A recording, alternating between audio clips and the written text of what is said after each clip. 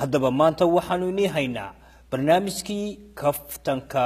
siyaasadda ee dadyo badan oo Soomaaliyeed oo adduunka meel kasta jooga ay xiiseyn jireen. haddaba kaftanka siyaasadda waxa isku soo dubarida Ali Xaraare. bal Ali Xaraare maanta waxaanu weydiin doonaa bal meelaha kaftanka siyaasadda uu maanta ku tagi doono. Ali adiga iyo dadweynaha waayahay waxaanu qayb kaga hadli doonaa barnaamijkeena kaftanka siyaasadda saldhigga military ee dowladda Imaaraadka Carabta istaga Imaaraadka Carabta laga kareeyay magaalada Berbera sax ayaan xoogaa aan taaban doonaa haye aniga u dhaba galay maalmahan u dambeeyay oo yaro eegay bal sida hawshu socoto sida qayb ku socoto haye qaybaha kalena Soomaaliya inteedii kale iyo kaftanka caadiga ah ayaan ku soo qaadan doonaa waa sax tan Berbera qaybteedu maaha kaftan maaha waa dhabtii wadabtiisa ku tagtay wadabtii baan ku hadlaynaa haye dowladda Soomaaliya waxay sheegtay 1 milyan iyo 200 oo kun in lagu kareeyay sanadkii dowladda Imaaraadka Carabta laga kareeyay dekada Berbera haye waxay sheegtay 3 sanadood in qaranka lagu duugay heshiiskaas inuu ay halkaas saldhig samaystaan haye arrimay dib baan u baaray 1 milyan iyo 200 kun horta lacagtu ma bahaba maaha haye waxa weeye lacagtu lagu kareeyay sanadkii 1 milyan iyo 500 kun 1 milyan iyo 500 kun bas sanadkii lagu kareeyay ayaa lagu kareeyay haye lacagta laga kareeyay isu geyn marka la isu geeyo waa 450 milyan oo dollarka Mareykanka marka la isku soo wado marka la isku soo daro haye 3 sanadood ay yiraahdeen 3 sanadood ayaan ka kareynay waa inta u dhaxaysa xaqiiqda dhabtii 25 ilaa 30 sanadood wali ma cadda marka 30 years ay aad u dhowdahay in la kareeyay haye heshiiskani ma cadda oo si fiican looma soo bandhigin labada gole ee la yiri way approve gareeyeen waxay ahayd laba gole oo jujuub waraaqa lagu mariyay laba hayo meesha ku kala saxday 4 page oo af Soomaali ku qoran oo waxa ay ka hadlayaan aanay caddayn oo waliba xukuumaddu ay haddana leedahay heshiisba ma ahay waxaan islaahayn tani hordhac ha noqoto sax ama nuxurka hore ha noqdo heshiiskana marka la approve gareeyay ka bacdi baanu soo bandhigi doonaa waxa weeyaan mid jujuuba oo qasab ah mid waxa dimuqraadiyadda ka fog mid wuxuu ahaa ay dad gooni ay wateen laakiin dadka goonidii kama fikirin discussion kama samaynin mustaqbalka dambe ee Soomaaliland iyo saldhigga military sax waxa ay noqon doonaan marka hore si dadku ay noo rumaystaan waxa saaraya clip af Carabiya oo TV-ga Imaaraadka ka baxay oo fasiraya qaabka heshiiskani loola galay Soomaaliland marka uu horso wuxuu ku tilmaamayaa dowladda Soomaaliland si iyo sid ama liidnimo marka warka akhriya waxa leeyihiin dowladda yar ee faqiirka ah dowladda yar ee faqiirka iyo istaga Imaaraadka Carabta ayaa heshiis galay وعجاي وياي إمسا كيلومتر أيوة هذا بحشيش كاس أنت بدأ حيبت تشوق دونان استقى إمارات عربت يحلفوا وحي كتير دونان نقدم تقياستي حشيش كان لما صبر نجيب مالنا نلعب سماله بقول يكونتون مايل بقول يكونتون مايل أنا لها كيلومتر marka Hargeysa iyo Berbera waxay isu jiraan 140 kilomitir wala dhaafaya Hargeysa ila gabileeyo wala soconaya ayaa la soconaya marka hadii xagan loo soo socdo waa min Berbera ila gabile oo kala dhulka eeg oo ay dawlad qabsatay ku habsatay wax alla wixii inta 150 kilomitir kaas tuulooyin iyo degmooyin iyo reemi jooga waa in hadda ka sii qaxaan deegaanada soo dhan cagta la marin doona haye raadka ay ku yeelan doonto waynu eegi doonaa haye laakiin balbaaxada iyo qaabka heshiisku uu leeyahay baan yar indhaynayna haye halkii aan ka iri ay dawladdu tiri 150 ka mayl waxa laga kareeyay istaga Imaaraadka Carabta أنا وحلا لقى مكرم بيستوقع معركة. لقى مكرم. هذا وحلا. وأنا فاهمين به. دولة أمريكا كاكريست ماشي. ورفع لهم بكون عادي. مركا. إماراتكو. والدلال كلا بعد. والدلال كلا بعد. هل كأي الإمارات كلهم كاكريست. يستوقع حلفلا. يجا بفهمين به. maslaxadda ay ka shaqaynayaan maslaxaddii Mareykanka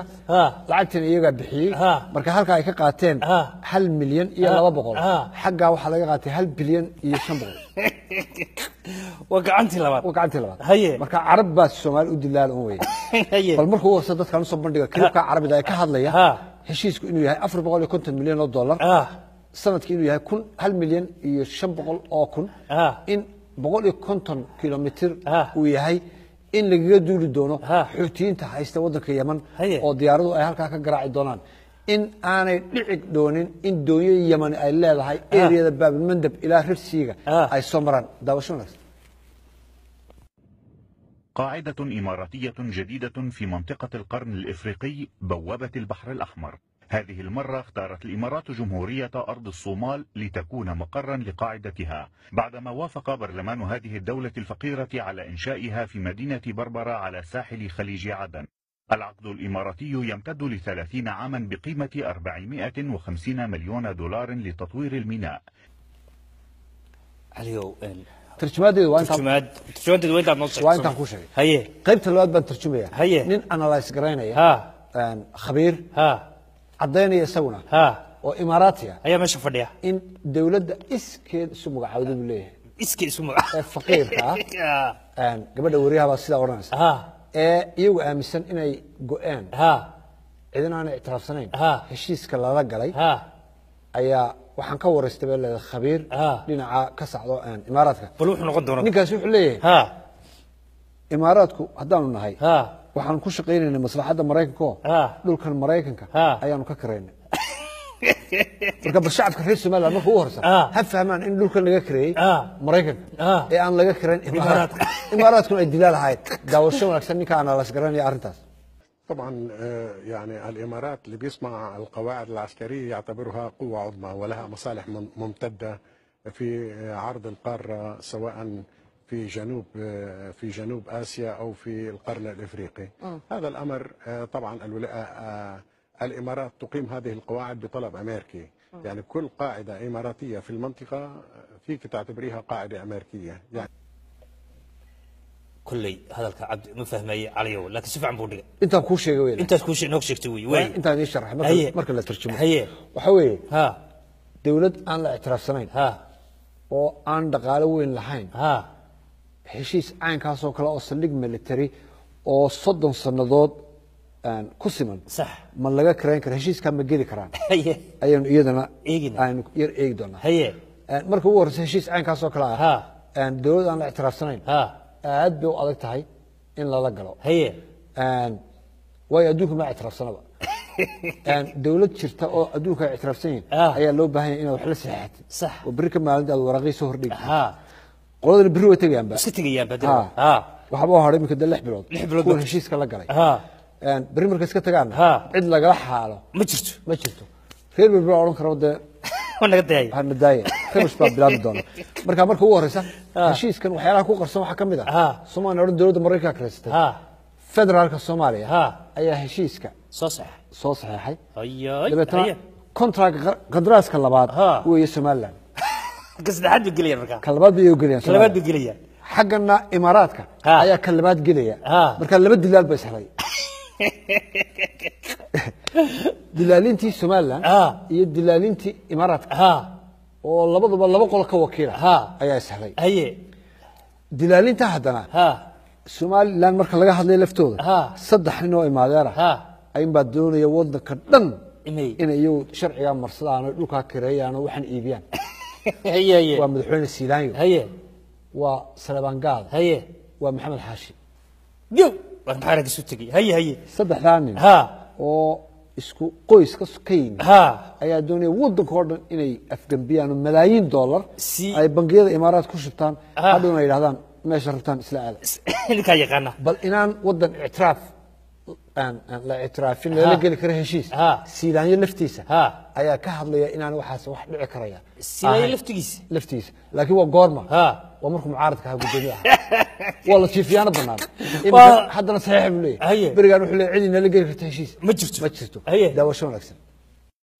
waxaynu maqlaa oo ka wada warqabtaa macaadib maxaa macaadib solusi war macaqli baynaan lahayn وينهم هدلك الدنيا على الاعتراف سنين دنيا انترناشونال لو باكرة طبعا الاعتراف سنين إذن معارف السوس صار بيس وبين معادن لقول سوس صار يا مترتو كو السليد ده كو البرق هر اللي ورسيهم بيربا فرصة بجارة ملو ورحنا وحلا ورسينا يا ويقشنك نيوكليركا لقو قبوية ملاه لو ورقادنا بلو كبل باب قادرنا بلو كبل باب قادرنا وروح سوس صار يا ركب ما البقار بلا بحشا ما قشين سنبا لقو دادنا يا اللي يا بحاجة وحكروا يوغلت شيء بس وعيد كو سوس صار سيلان قول مسحسية sida dadka loo majiro habaabinaya aynu ka hadli doonaa waxa kamid dadka cidda wax majiro habaabinaysa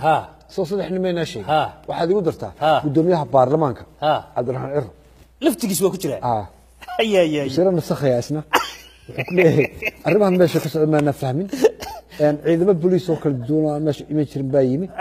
laakiin waxa muuqata inuu raali iyo nus ka ahaa arrinta meesha ka socota haddii aan raali iyo nus ka ahayn waa powerka saddexaad ee waddanka wuxuu ka qaban kar lahaa hawl buu ka qaban karaa heshiiskan marka hore isaga gudoomiyaha guurtida madaxtooyada ku soo akhriyay والله سخريبه والله سخريبه هي دبتنا waxa leeyahay meeshii labada gole way ogaayeen waxa socda meesha ka jira filim baa dadka loo dhigaya filim baa loo dhigaya marka odayaal la turtuuray iyo waxani iska masaakiin waxba kale ogeey wala matalaya laakiin ciyaarta kor baa laga ciyaaraya Cabdiraxmaan qayb ku leeyahay ciyaartaas waayahay waxaan eegi doonaa nin dadkiiba jahwareerinaya oo cidina aanay ka qabanayn oo wasiirka madaxtooyada Maxamed Xaashi dadkiiba riwaayad kale tusaya wuxuu ku leeyahay Somaliland haddaanu nahay meesha dagaal baa ka socda berbere ka bilaabmi doona ilaa cadan ilaa sanco dagaalka waxa la yiraahdaa dagaalka sunniga iyo shiicada annaguna sunni baan nahay oo taxalufkan ayaanu ku jirnaa Somaliland oo xilligan ay goor diyaarado F16 ay sameysteen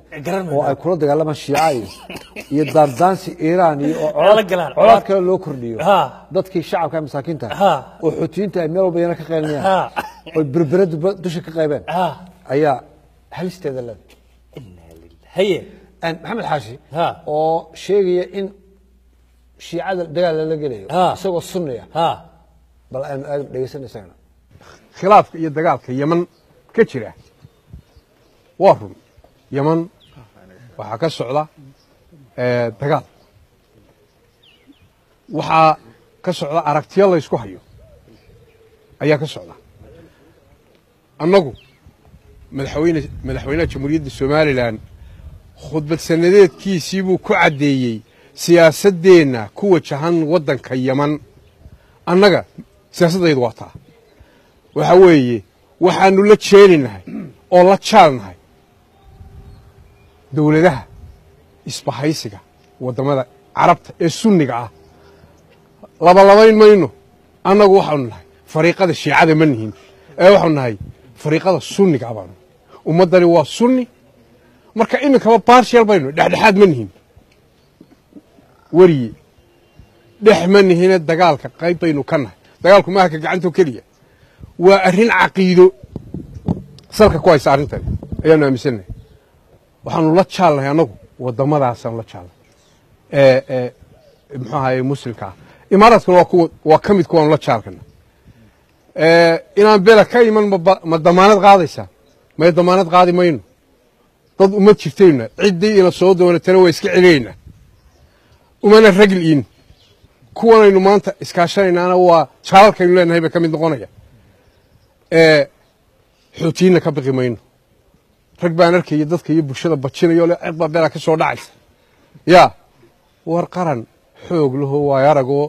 dagaalkana yaqaan colaadda yaqaan gudubta yaqaan baynu nahay sumad garan iyagaaba ciliili ku jira iyagaa ciliil ku jira goormal ka gaari ya goormal dagaalka waa cajiib sama dagaal buu ku dhawaaqay arrimaha soo dhan waxay u baahnayeen in laga fiirsado laga munaaqashado dad haddii ay ku reeyahay de arrinta ku eedeynaya in uu la kulmay farmaajo madaxweynaha la doortay ee Soomaaliya farmaajo la kulmay waa imika dambi waa dambi hargeysa dambi ku yahay hargeysa dabukiya haye si dadku ay u fahmaan sababta coldoon loo xiray ayaan waxaan soo gudbin doonaa inaan inoo soo gudbin doona gabay tix gabaya isagoo hargeysa jooga oo u bogaadinaya lana dardaarmaya madaxweynaha Soomaaliya Farmaajo la dardaarmaya oo lana hogaami gabaygan hargeysan kaaga soo diray waa abwaan la yaqaano oo magaciisa xoodhan loo sharaxi doona bal marka hore daawasho wanaagsan adiga dadweynaha daayina bidkiye dibi hooyadii liidata daaqsin tagi waaye dantimooge maradoog la nacay kaaga sii darane dareemada ka badan baahiyaha degalka yaalaaye daba dhilifnimiye liidniman kaaga digayaaye dulmiga iyo laaluushka iyo diradilaaleynta doqonnimo iyo reernimo kaaga digayaaye duulaanka gaaladu wadaan kaaga digayaaye dildilaaca dood beena baan kaaga digayaaye dalkeena la kala ootay baan kaaga digayaaye Ethiopia waxay dabacsantaan kaaga digayaaye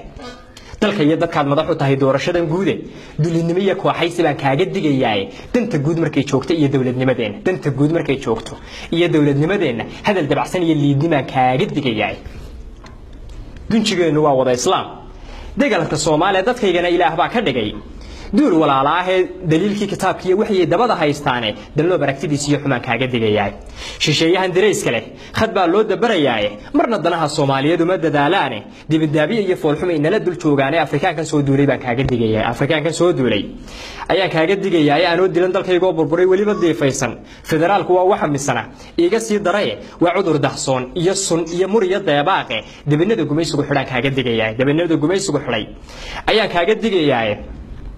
in kastoo la kala daatay oo deerna kala ooday in kastoo la kala daadanay oo deerna kala ooday dalka iyagu xaraash ma aha iyo dahabka yaalaaye dacwadii badaha waad ogtahay dawga loo maray sida daasnin leeyahay rag baa biil ku doorsaday dekadiya madaarada rag baa dunya dhaafsaday dekadiya madaarada rag baa dunya dhaafsaday iyaguba dambiga ay galeen mala hadiiwaane duuflaaladii hore wixii lagu dilaalayay deeqaha shisheeyuhu baxshay lagu dooxayo dawarsi iyo jaajoosnimo kaaga digayay dawarsi iyo jaasuusin baan kaaga digayay dad cadaalad mooye wax kale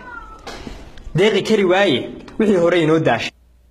waa arrin ajaayib isna wax xidhayaan maali lama xidhi karo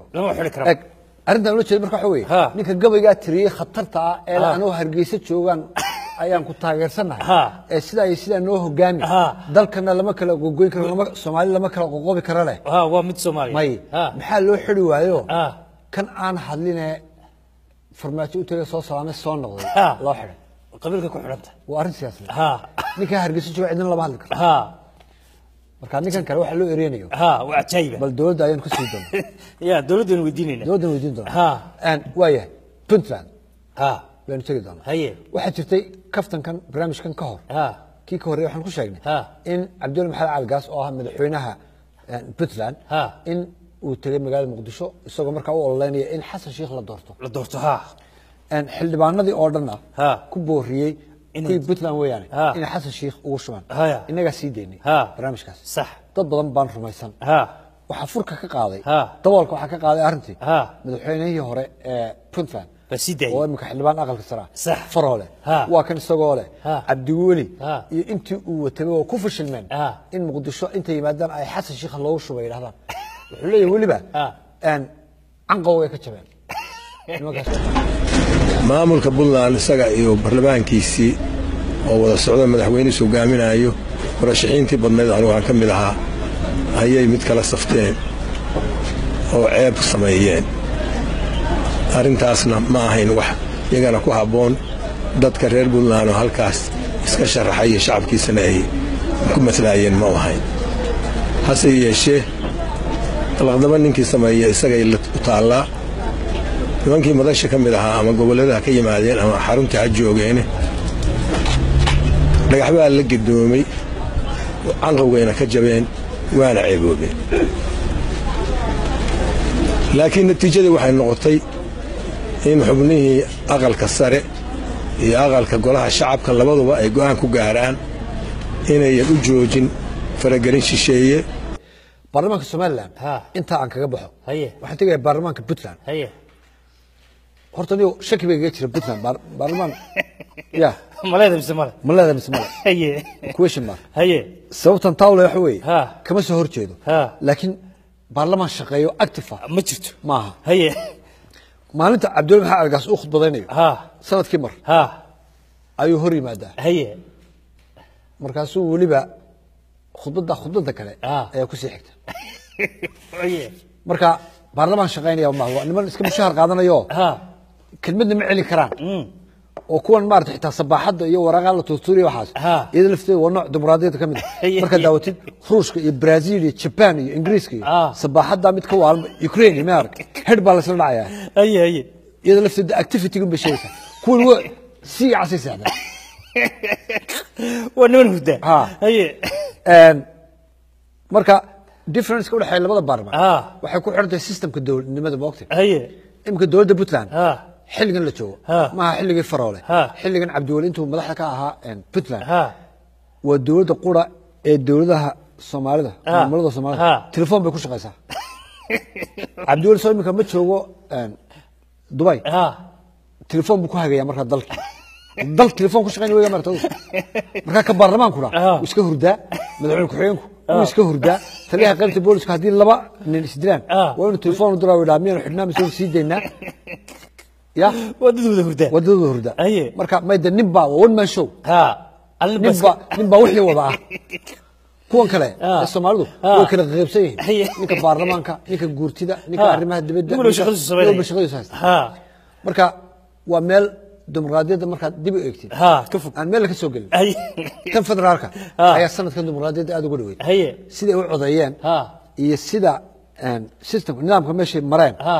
iyo sida wax u doorteen iyo sida isugu tanaazulayeen ayaa heer sare oo waliba baarlamaanada caalamka qaarkood ka wanaagsan baahid ad iyo aad buu fiicnay aad buu fiicnay iyagu ninka anu I don't care cid ay dooranayaan ninka doonaya ma doortaan marka baarlamaankaasna sidaas oo baarlamaanka galmudug dimuqraadiyad number 1 way waa galmudug ee madaxweynaha eriyay ee shaqadii uu qaban waayay oo dhan soo bandhigay nin iska dhex jiifo madaxtooyada xamar meerta oo kula galmudug baan haystaa hurdu marka telefoon baa loogu sheegay hadduu saxda caawa in galmudug la qabsaday inaan la qabsan ma oga badee marka ninkii way caseen baarlamaankaasi baarlamaan dimuqraadiyeed ka jirto ma ahayn ayuu ma ila muuqdaa uu yahayba baydhabo ayaan tegaynaa iyadana baarlamaanka baydhabo haddii ay wax u dareen galo ama ay wax qoonsadaan waxay mushkiladooda waxa weeye baarlamaanka baydhabo iyo lacag laysma tuso aragti baa ka dhaxaysa haddii caawis axmed jirto shariif xasan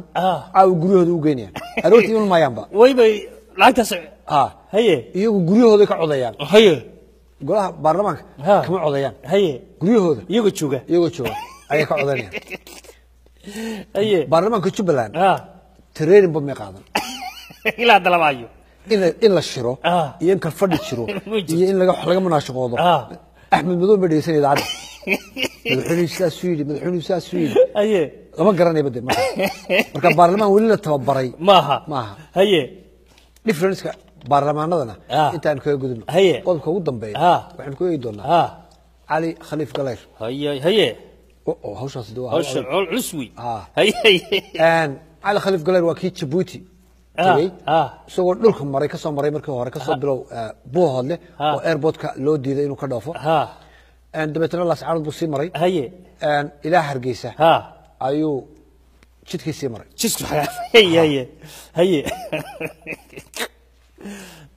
horta Hargeysa iyo Buuhoodle haddii la lugeeyo waxaan ogaaday 3 sanadood bay qaadanaysaa haddii la lugeeyo Ali Khaliif baa 3 sanadood soo socday from Buuhoodle to Hargeysa 3 years buu gaaray intii waa sii socday haduu soo socday marka 3 sanadood oo madax intii dakhaatuma jirta inta Ali soo socday maalma meel buu tagay hada ilaa Hargeysa intuu ku soo gaaray waa 3 years 3 years qiyaastaas Djibouti uu tagay dabeetana uu soo noqday wuxuu ka soo dayay Laascaanood marka ugu horeysa Laascaanood waxa ku soo dhaweeyay Faysal Alwaan Faysal baa ka hortagay marka Faysal baa ku soo dhaw magaalada Laascaanood waa dhowr sanadood ka maqnayd dadkii soo dhaweynay Ali Khaliif Galayr ayaa iyaguna khiyaamo kale sameeyay laba maryood ay iska soo dul gashadeen iyo laba calan marka Faysal inta ay soo horeeyeen calanka Soomaaliland ayay siteen markuu odagu gaarigii soo fuulay uu sii dadkii أسعد عند كيوين على بعض مع الدروع لي وهذا نقضي على كي هيا شو بدي شيء على كي بلوجها هي ما كان على وحده سلامة يا مكان على كي بلوجها بوك على خليف هي دقيقة توتي المورد ده كان ركك صار المورد كرو إسلام ماشي مرة يا بوك هي ما كان غير بحبة ريدية كليبكم صوص هذا قولها حبة ريدية قولها سحلين وبعلك كلا صوص صار يسلم عليك كلام بيبي عليك يسوي نفس الجزء ذي وني مؤامرات المفيصل باكو وطلع سوى أمور ما يسوي فيصل أيوة كنت الدولار هي دبيت المقالة دي تذكر والله اللي واحد نقطة هي علي وحو لا عرسنا والنرفس كا ايربورت كبوه هذا أيا لودي هي يمكن كدقو هي مركا وحو دافي ماشي الله يلاهضو lascanado wuxuu tagay Woodward haye dadkii intaan u salaamin ayuu dhagax dhigay airport markii meel aan ka soo dego ayaa ay daran buur haye lama shiboodo intuu adiga arko niman baa qoriyo la soo galay niman baa Woodward baa imka siraadan haye marka waxay noqon doontaa in airport laga dhiso halka Woodward ceel buu isagana ka dhisay haye oo uu ceel baan sameysanaynaa isna dhagax dhigay ilaa dadku dhagaxaantii siinay oo kale ay mid bilaabay sawna wallahi ali haye airport kibala xaqaya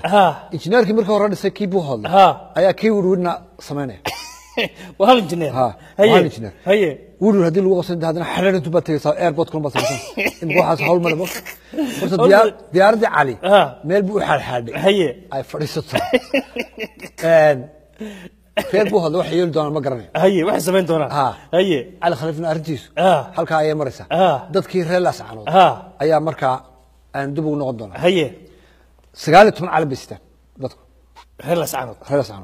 نقول بقولي سو حيا الله كي سومالان إيو كي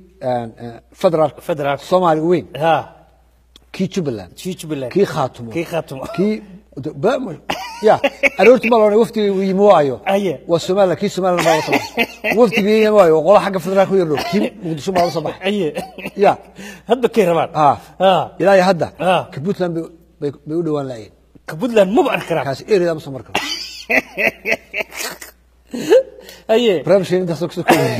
وي علي عادي هذا يا مرلبات يا مرسد حدا أمها سنتهاي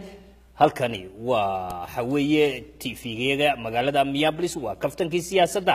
oo Soomaali badan ay ka daawato adduunka dacaladiisa barnaamij aad u fiican ay Soomaali badan xiisayso waan ido Yaasiin Ducaale waxaan kaga tagayaa sidaa iyo nabad gelyo